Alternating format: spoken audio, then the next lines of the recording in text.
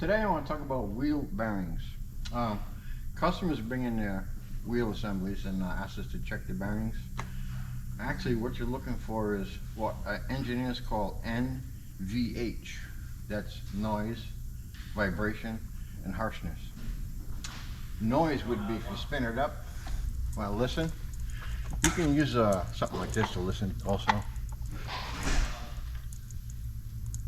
or a stethoscope. That would be noise.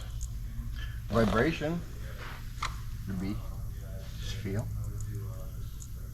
Nope, that's good. A bad bearing, you'd feel it. Harshness would be if you turned them and they went crunch, crunch, crunch. That's obviously harshness. So, if it's noisy, vibrates, or has harshness, obviously you need new bearings. Japanese wheel bearings are not serviceable. You need to replace them. You guys with European machines, that might be news to you because a lot of European machines do have serviceable wheel bearings, even some American motorcycles, but not the Japanese. Sometimes the Japanese use two bearings on each side, like on a big machine, but still.